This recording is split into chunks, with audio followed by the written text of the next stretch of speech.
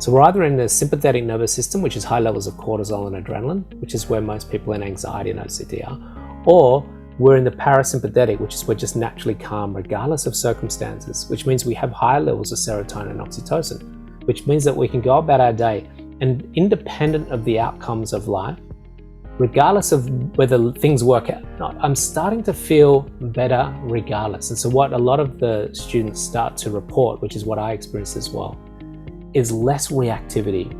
Because reactivity is that has happened and that's causing me to feel this. That has happened and that's causing me to feel this. So now I'm feeling this regardless of whether that happens or that happens. The OCD and Anxiety Podcast by Robert James Coaching.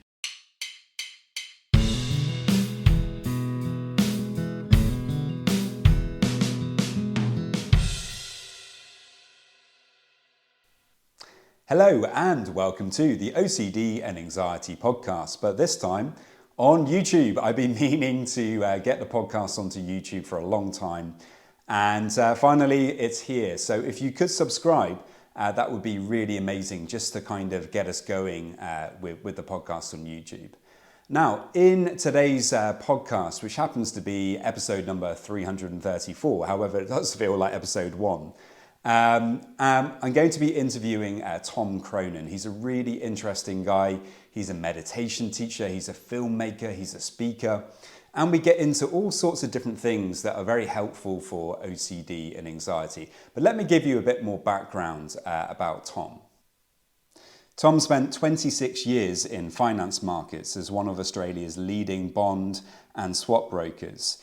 He discovered meditation in the early stages of his career when the anxiety and chaos he was experiencing had hit crisis point, and it completely transformed his world, both personally and professionally. Founder of the Stillness Project, a global movement to inspire 1 billion people to sit still daily, Tom is passionate about reducing stress and chaos in people's lives. His ongoing work in transformational leadership coaching and corporate training has seen him working with some of the top companies in the world. He has spoken on stage at conferences and events like ADNU Summit, A-Fest, Wanderlust, and Mind Heart Connect. Tom has 6 books published, a meditation app, and produced the hit film, The Portal.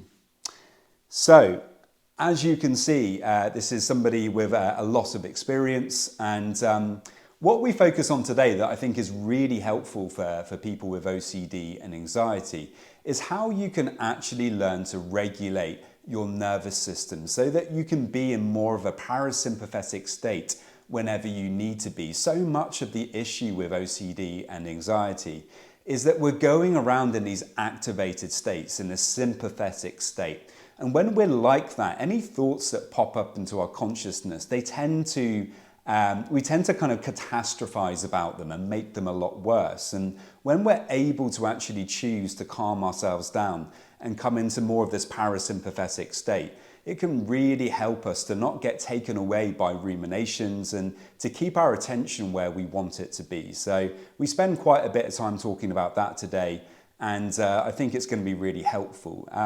If you have any questions at all about anything that we do speak about, do please feel free to let me know. And if you'd like to know more about Tom, you can find all of his links in the show notes. So I really hope that you enjoy it, and please don't forget to subscribe. Off we go.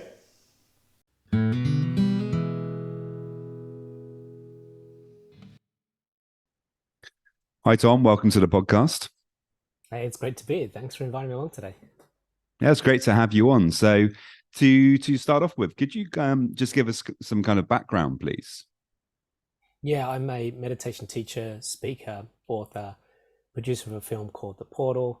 I've worked with some of the top companies like Amazon, Coca-Cola, Harvard Business School, Oracle, helping their staff reduce their stress. And I mainly run retreats and do a lot of mentoring and coaching and running meditation programs for people. Fantastic. So what got you into meditation? Because obviously you haven't always been a meditation teacher, no?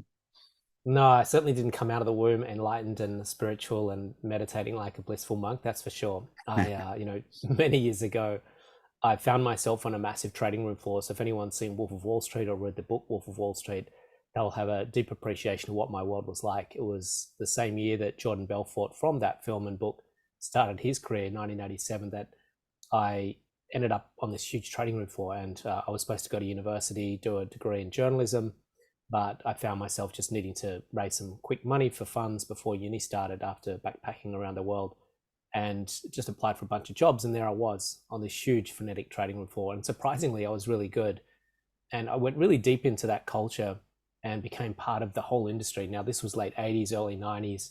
There was no HR, no people and culture, no regulation. And so it was kind of like the Wild West, and anything kind of went.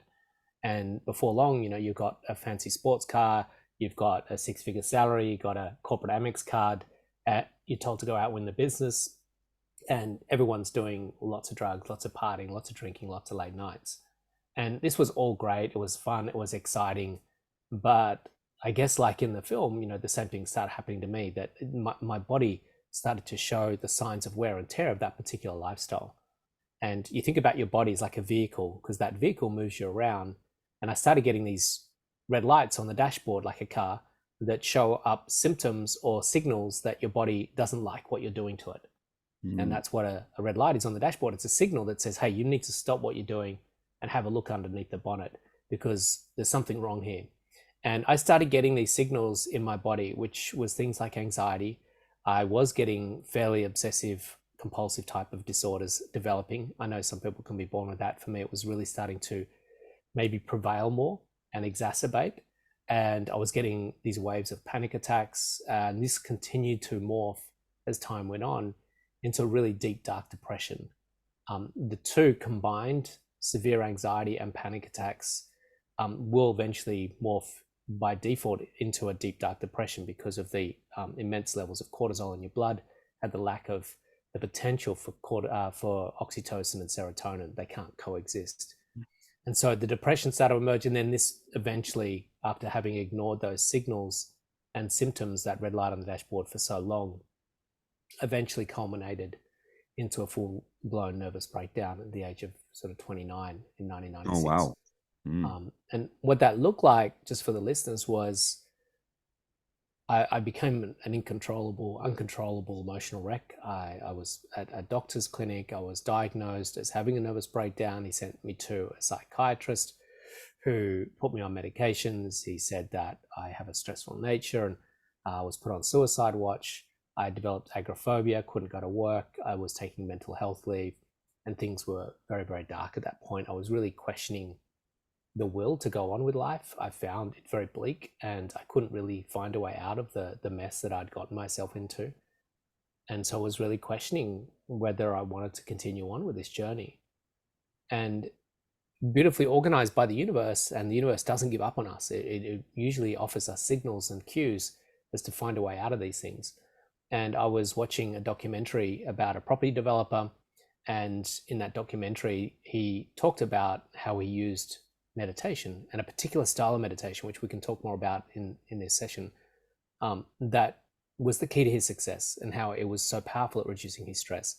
And that was like a light bulb moment for me. Now, I'd never come across meditation. It was 1996. I grew up on a farm, went to an all-boys Catholic school, worked on a massive trading room floor. So it was nothing that had ever come across, in my lifetime. And yet here it was like an epiphany. It's like, this is what's missing in my life. And that's when I started to do my research into that particular style of meditation, but all styles of meditation, research into the mind, into the nervous system, into the physiology. And it was a game changer for me. Now, what happened, interestingly, wasn't like I went back to work and gave up my career and then told the boss that I'm leaving now and start teaching meditation. What happened was I learned to meditate. The anomalies went away. Literally, many of the I guess the abnormalities or the dysfunction, like the anxiety, the panic attacks, the depression, the insomnia, the agoraphobia, and even the OCD, just started to melt away over time. Particularly, a lot of it went away within just days and weeks. I went back to work, and I worked there for 16 more years in the same company, doing the same job. Yeah. So it wasn't like I just became enlightened monk. I just became more efficient, more effective in society. And I ended up reaching the pinnacle of my game. And only just a few years ago left that after realizing that I had a better and bigger calling. to share this technique and also the wisdom of this technique to the world. And so that's when I eventually left after a full 26-year career in finance. Oh wow. Okay, very interesting. Yeah, it's amazing though how you can on the face of it, you were very successful. You had achieved so many goals that many people are looking to achieve, financial success. You're actually doing really well in life, in a kind of amiable position on the outside, but on the inside, all of these things are going on. And I presume, did other people, were they aware of what was going on, or did you kind of, put on an act and act as if you were kind of doing very well on the outside? Yeah, I think it's the nature of, I guess, type of people like me that some of you might be relating to out there. I was, as you say, on the outside, I looked like I had the perfect world, and Mm. I had a wonderful partner. I had a bunch of great mates. We used to party and lap it up, and it was just, life looked really good on the outside. I had a really beautiful house. I had lots of money. But I remember one day on my holiday, I was up in Byron Bay. I don't know if you ever made it there. It's a beautiful sort of That's amazing. yeah, beautiful town, a coastal town. It's my favorite place for holidays. And I remember being on holiday with my partner, and I've had the same partner for 33 years, and she went through all of that with me, but had very little knowledge, even my closest person in my life, of what I was going through. I was very good at masking because I had a very stoic mentality of being the king of the universe, the bomb broker extraordinaire, the person that just held it all together and was a hot shot at what he did. But I remember being curled up in a ball on the bed, and I remember counting on my fingers all the good things in my life and why I should feel amazing.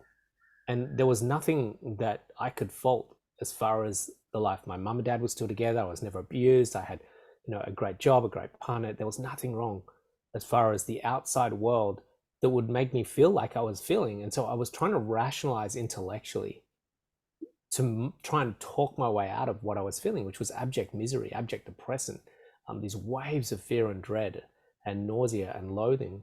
And yet I just couldn't talk myself out of it. And that was one of the critical things that I found when I got to that meditation. And now I understand why I couldn't talk my way out of it, because it wasn't intellectual. It was actually more than anything, it was physiological. And this is the problem when we try to treat a lot of these problems on a psychoanalytical level or a psychological level. It's very hard to get to the root cause of it, because so much of it's somatic, which is in the body. And we've got to work on things on a dual level. Yes, let's also look at the software of the mind, but we've got to look at the hardware. And when we're updating our phone, we don't update just the software year after year. We must update the hardware as well. And a lot of us are not really looking at the hardware, which is where a lot of the problems are. Because if you're in sympathetic nervous system, it doesn't matter how much medication you take, or it doesn't matter how much psychology you go through, if that physiology is still riddled with that sympathetic nervous system state, then that's going to continue to remain supreme. Absolutely, yeah, that's very much my experience as well. Okay, and so when you started to meditate, things obviously began to change quite rapidly. It sounds like. What were some of the first changes that you began to notice?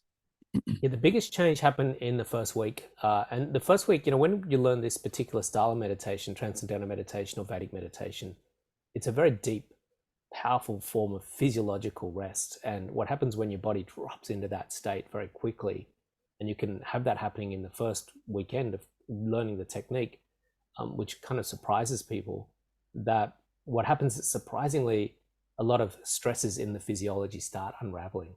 And this is one of the beautiful things about this technique and the body, is that if we can produce a very deep state of physiological rest in the body by quieting the mind, that the body starts to reorganize itself, and it starts to eradicate and remove some of these anomalies. And that can be a little bit uncomfortable. So the first week was a little bit uncomfortable, but the main thing that I noticed was I was wiped out. I was just literally just exhausted.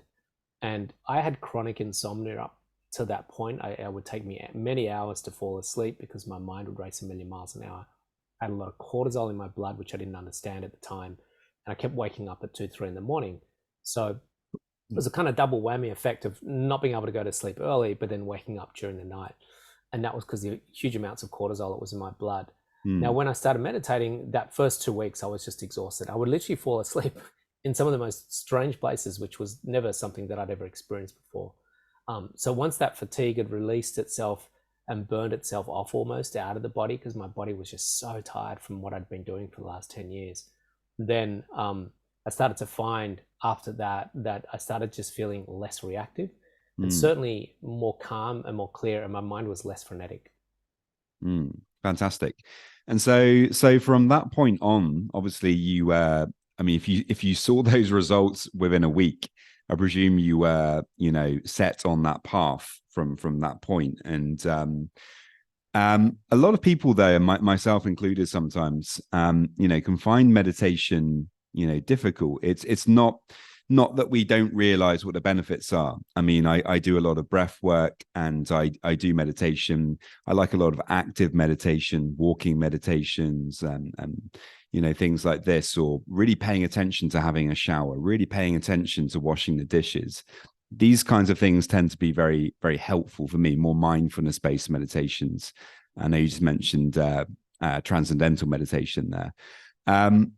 What would you say to people who perhaps find meditation difficult? I think we want to understand, firstly, what meditation is and why it plays an integral part in the healing process for all humans, no matter what state they're in. Meditation is a device made by mankind, humankind, and it's a device that has various sort of ways of being, shaped and formed, very many different forms of meditation.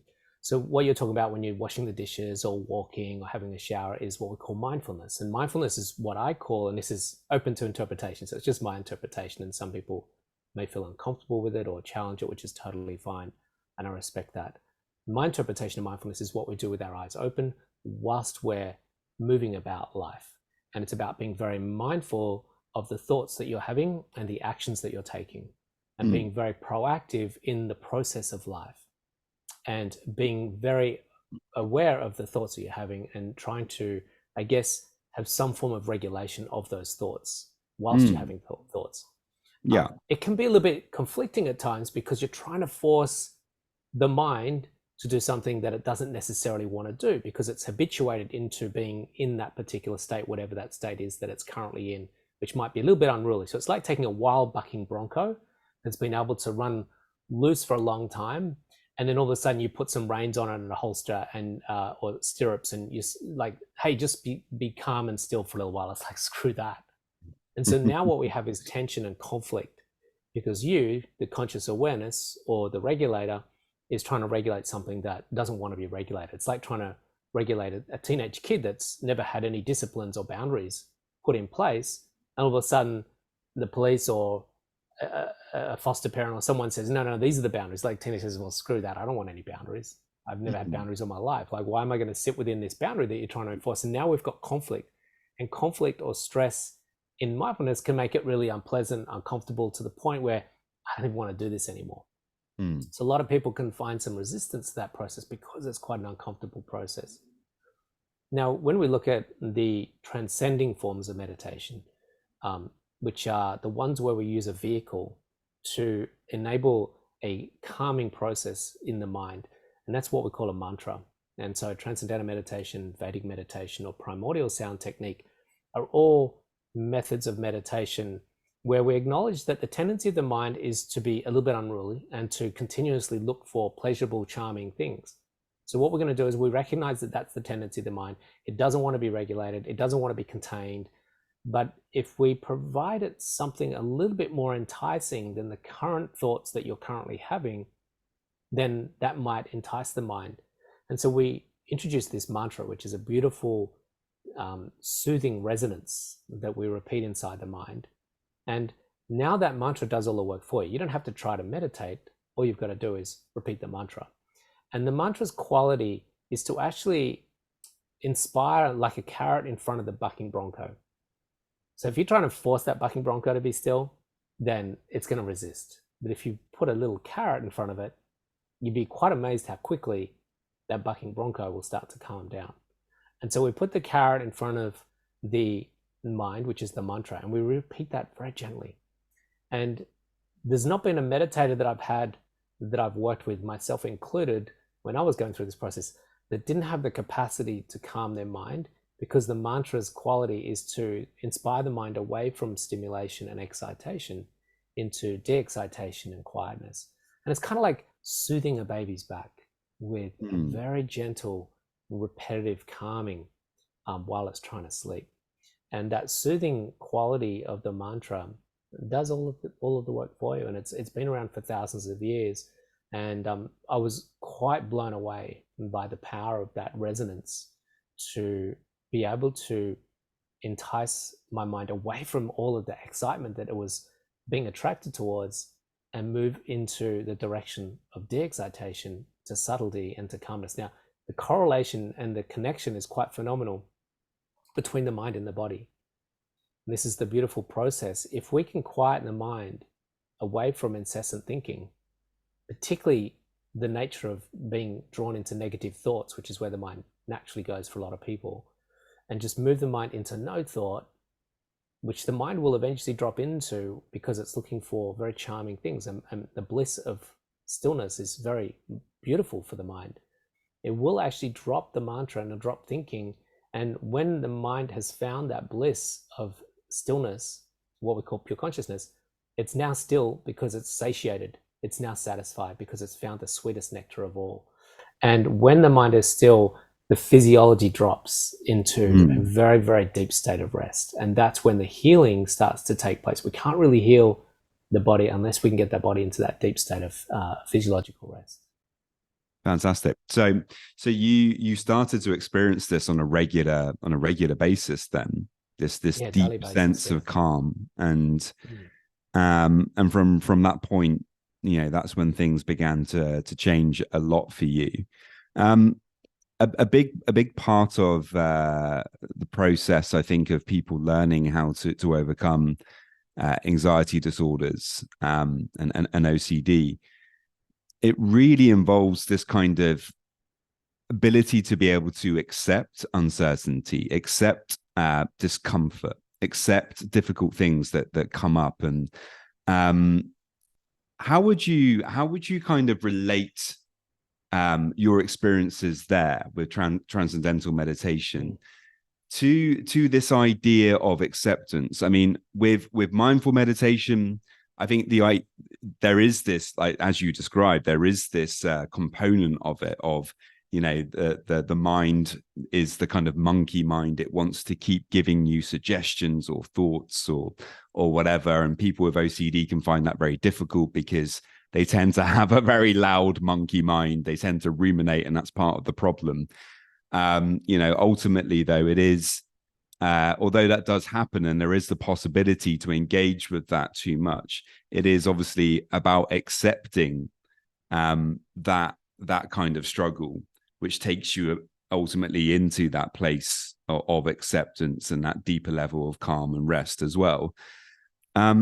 How does that work with transcendental meditation? I mean, it sounds fascinating. I know a little bit about it. I did a course on it and was given a mantra, and I practiced for a short time, and I found it to be interesting, but I never really fully committed to it. So I'm interested about that, about acceptance and transcendental meditation, because acceptance is such a key word in all of these things.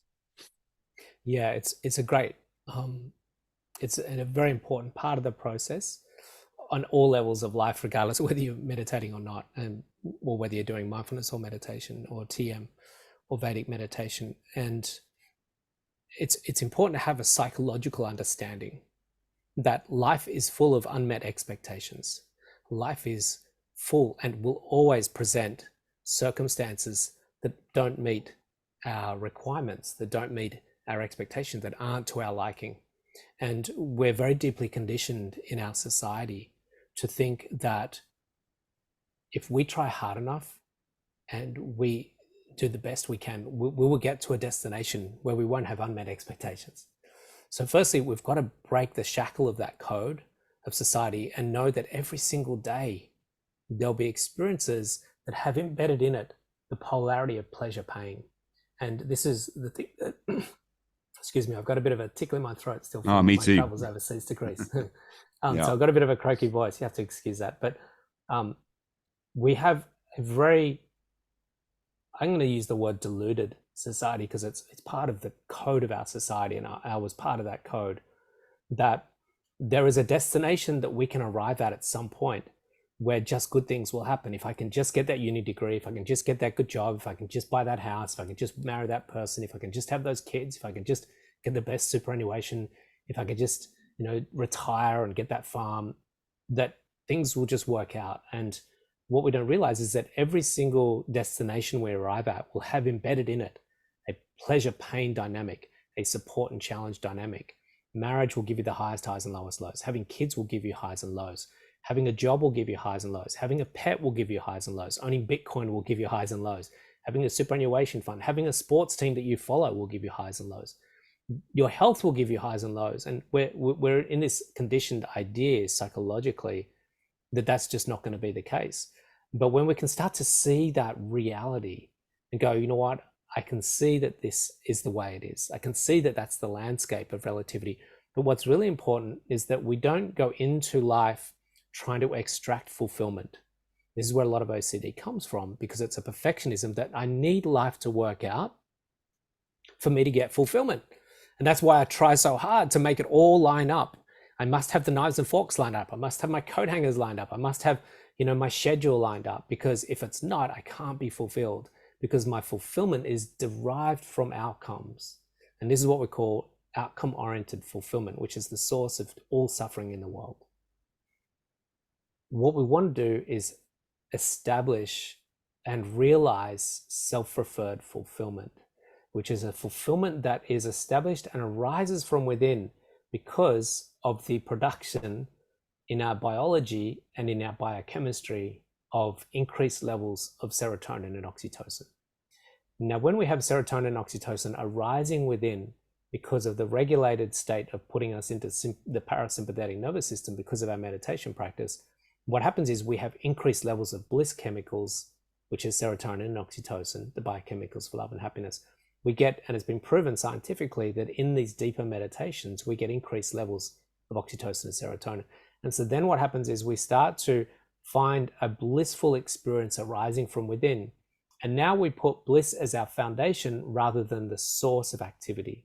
It's the place that activity is expressed from. So when we're already fulfilled, because we've established it within, it does take time and it does take a little bit of commitment to the process. It's not like all of a sudden you're becoming enlightened and you're suddenly blissed out. But a lot of my students will message me after 3-4 weeks and saying, I don't know what it is, but I just kind of feel happy without even having any reason for that. And I said, that's because you've now reduced your cortisol, because you can't have high levels of cortisol and adrenaline and high levels of serotonin and oxytocin, because one implies sympathetic and one implies parasympathetic, which is the peace response and the stress response. So we can't be in both at the same time.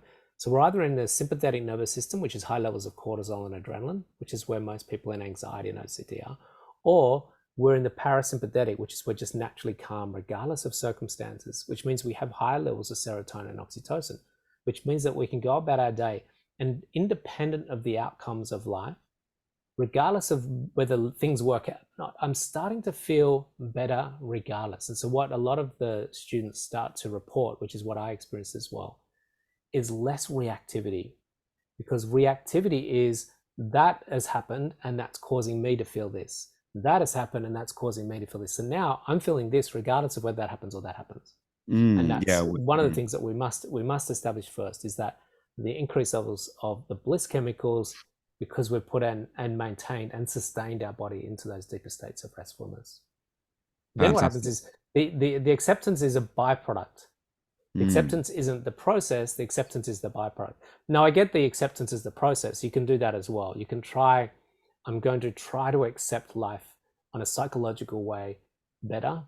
That's also something that we can apply as well, because in the early days, you're probably going to need to have both. As time goes on, as the byproduct, you just watch life with a mild fascination. Well, that's interesting. Well, that's interesting. Well, that's interesting, without the need for the outcomes. Yeah, and I really liked as well what you were saying about how important it is that we actually learn how to tap into the body and its own intelligence, rather than relying on this amazing resource that we have here, the prefrontal cortex, which is, an amazing machine. It allows us to think about things and solve problems and do all sorts of wonderful things, even communicate with each other. Language is all based in the prefrontal cortex, and we're very reliant on it for good reason, because it's allowed us to create this technology so that we can have this conversation today with you in Sydney and me here in Barcelona. But it does have its limitations. And when we try to use, this part of the brain for solving what is a physiological and an emotional problem, we tend to run into problems. And surprisingly, and not so surprisingly in a way. I mean, in the East, they have known these things for a long time. But, when we actually tap into that inner intelligence of the body through these devices, as you called them, meditation, we are able to actually tap into that intelligence, and things do begin to change, but in a completely different way. It's not problem solving. It's something else altogether different. Yeah, I really like that you mentioned something before. You mentioned breath work, and I think it's really important that I mention now at this point, because it sounds like a very one-sided conversation in that meditation is a one-stop shop and it's a solution to everything. What's really important is that it's not the fix-all. We have to have a holistic approach to our health and wellness. And when I say health and wellness, I'm talking physical, mental, emotional, and spiritual. And so for me, that approach to health and wellness, and what I teach my clients, particularly when we do our retreats, is that we've got to look at all the modalities that are on offer to help us live a very holistic. When we say holistic, we're talking about whole, very holistic approach. Holistic doesn't mean, mung beans and bongo drums. Holistic means whole approach to health and wellness. And so breath work plays an integral role in that. Yoga asana, stretching plays an integral role in that. Exercise plays an integral role in that. Your diet, drinking the right amount of fluids, making sure they are the right fluids that you're drinking, and looking at all aspects of what is your approach to health and wellness. You can do some meditation, but then sit on your phone for 6 hours scrolling through TikTok. That might not quite cut it for you. So what I really emphasize to people listening, and to also my students always, is that when we start meditating, we do start looking at some other options as well. We get clear about that, but we do need to be proactive and start really thinking about what else can I add to, my repertoire that is going to add more value to my life. And then, of course, we get this beautiful snowballing effects of health and wellness starting to build over time, and we get really quite profoundly transformed when we add more layers to our health and wellness regime and strategy. Absolutely. Yeah, I do I teach the Wim Hof method, and so that's something. Powerful. Love it. Yeah, it's been something that's been amazing in my life, both the breath work and obviously the cold exposure as well. So yeah, I completely agree. It's not just one modality. No, it's finding all of these different approaches and then finding what works for you and trying to apply those in a consistent way. Fantastic. And so coming back to your story, obviously you went very deep into transcendental meditation. Things improved a lot. You stayed in the same career, but things really changed. How did things change in your work life? Yeah, it's a good question, because in your personal life too. Sorry. Yeah, did you just keep partying and doing all the drugs and drinking? It was really interesting because a lot of the activities that I was drawn to pre-meditation, I see my life as PM and AM, which is pre-meditation and after meditation. So pre-meditation, because I was in sympathetic nervous system, which meant I had very low levels of serotonin, oxytocin, high levels of cortisol, I naturally gravitated towards very stimulating modalities that would hopefully lift me up And that's why we get addiction. And I was definitely addicted to a lot of drugs and drinking because they were the things that would help me feel elevated when I just couldn't feel elevated. So taking drugs and drinking put me into a massive warehouse rave, late 80s, early 90s. The English rave scene was exploding, particularly here in Australia. And so that was something that, there I can find some degree of fulfillment. Now, of course, the problem with that was when I got out of that environment or came off those drugs, I was back down to dark and miserable. And so then that keeps you in this sort of vicious cycle of trying to find that thing that would lift you up again.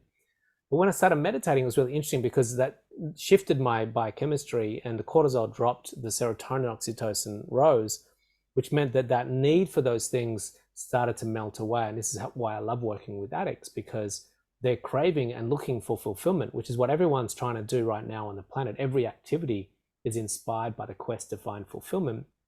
And what I was doing was helping them find it internally rather than externally. So when we find fulfillment internally, what happens is that that motivation to seek it externally starts to ease off. And so a lot of those addictions just started to melt away. And I just found that I had more consciousness, and I could see more clearly that action and reaction, there was a synergy there between every action having a reaction. And I realized that there was a lot of actions that I was taking that were having really negative reactions in my life. And I didn't really feel engaged to go into those actions anymore. So I started looking at healthier things. So I started, instead of going to bed at 3 a.m, I started waking up at 5 a.m. To do my yoga and meditation, and going to the beach for a surf, or going to bed early and reading a very spiritual book before bedtime, and having a really good night's sleep. So I found that I still worked as a broker, but it was really interesting. I started to change the way I was living my life. And interestingly, in my work life, it really accelerated my career, because in the old days, I'd be taking, colleagues and clients out till 3, 4, 5 in the morning, doing some crazy things with them. They'd get home and their partners would be like, "Oh, you're out with that Tom Cronin, stay away from him, he's bad trouble." To then taking them on surfing trips, yoga retreats, taking them and their wives out to the opera, and then them going home and going, "Oh, that Tom's a really lovely guy, you should do more work with him." And it was really good for my business. But on a personal level, it is difficult initially. And I'm just going to be really frank and transparent with people, because that early stage of transition from one particular lifestyle to another, people will leave your vicinity.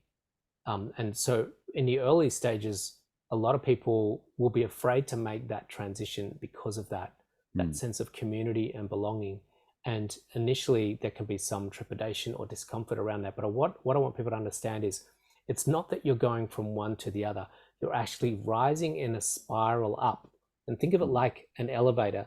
You can get in the lift and go down to the basement in the boiler room, which is dark and mucky, and there's, it's cold and bleak down there. Or you can keep getting up the lift. Now, as you go up higher and higher in the levels, on every floor, there's people already there. And it's not like you're going to get to an empty place where no one exists. You're actually going to be hanging out with different people that are more aligned and more congruent. And just have faith and trust that it might be difficult in the transition, because we let go in that vortex of evolving up, but we also attract in as well. So people get flung out of our life, but people fling into your life. And it usually works in a really interesting synergistic dynamic where people will leave, which will create space for people to come in. But that can't happen if we keep clinging to old patterns, and some people will come in that vortex with you. My wife spiraled up with me, and so she came with me on that journey. And the people that want to come on that journey will be inspired by that journey, that are relevant to be in your life to go on that journey, will go with you, and just trust that. And the people that get flung out, then we wish them a farewell. We fare them well, and we hope that the best in life occurs for them.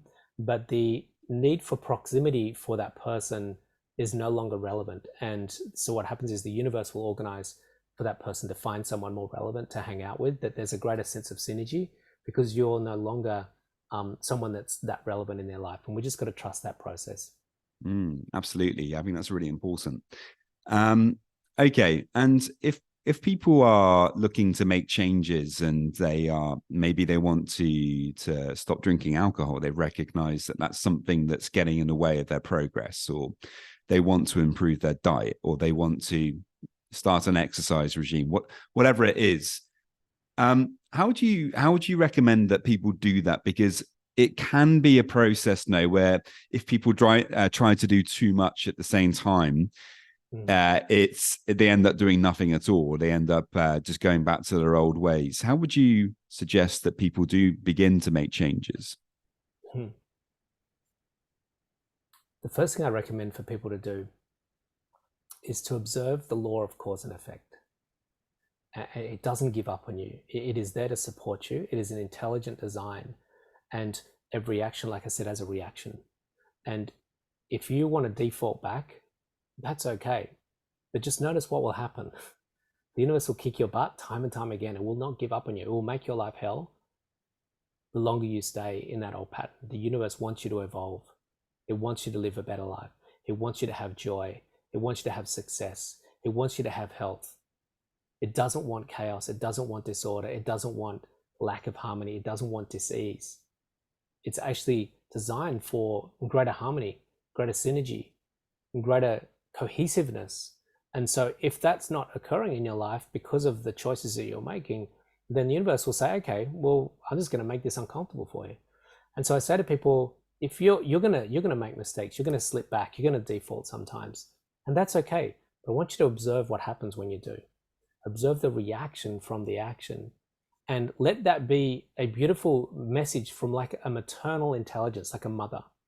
Think of it like there's a mother that's guiding you. Now, sometimes the mother will slap you around. It will discipline you. It will take your phone off you. Or it will maybe put you in a room like it did for me because you weren't behaving properly. So that's why I got agoraphobia. Or it might just give you a slap on the face, which is some physical pain. Either way, it's going to cause some form of ramifications, just like a mother will or a father will, that disciplines a child like they should from a loving viewpoint. And I've got two beautiful children.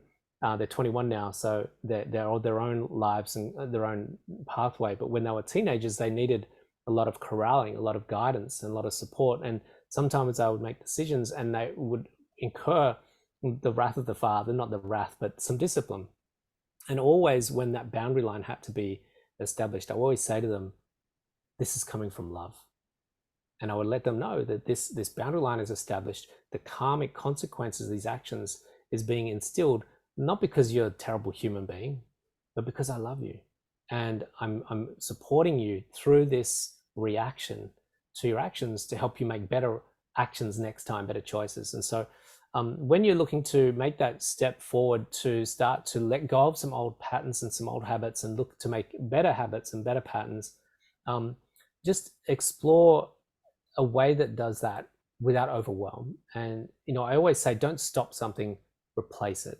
So if you've got a major drinking problem, then look to replace that and become, for me, I'm a bit fanatical. So if you want to get fanatical about bike riding, then get fanatical about bike riding. If you want to get fanatical about meditation, get fanatical about meditation. If you want to get fanatical about rowing, get fanatical about rowing. And just replace it with something that has less of those karmic consequences than the other actions that you had. Fantastic. Okay, thank you very much. And so after kind of moving on then from your previous job and world, you retrained now as a meditation teacher, and can you tell us about that transition and what happened and kind of what you're doing more today in kind of more detail, please? Yeah, the first step was I just was so passionate about the power of this technique, and I just like, wow, this technique, it's only just emerged in just a few decades after 5,000 years of being preserved in ashrams and monasteries of northern India. It's only just emerged into the West. And so I was like, we've got to get this into the prisons. We've got to get this into the schools. We've got to get this into the households of the world. We've got to get into the boardrooms. And so I became quite fanatical about the technique. So I started teaching, became a teacher, and started doing that full time. And then as a result of many of my students being quite significantly transformed through learning the meditation, I started running retreats and then eventually started mentoring and coaching and doing keynotes and working with corporates and doing a teacher training program itself. So now I train teachers how to actually deliver this program to people around the world. And yeah, it's a kind of a mixed bag of things that I do, from keynote presentations, corporate trainings, retreats, coaching conscious leaders, teacher training, and then teaching meditation as well. Wow, fantastic. Tom, thank you so much. It's been wonderful talking to you. I just have one more question, really. If people who are listening are really struggling right now with anxiety, with OCD, they're feeling a bit stuck, a bit lost.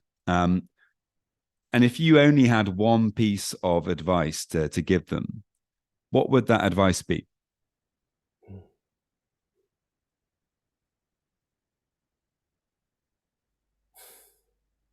It's a hard one.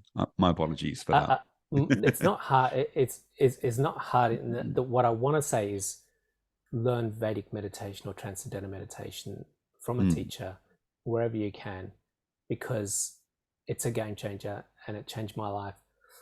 However, if it's a thing that you can't get to in the next 6 months because of a number of different factors, and you've got an immediate crisis right now, it's a totally different response.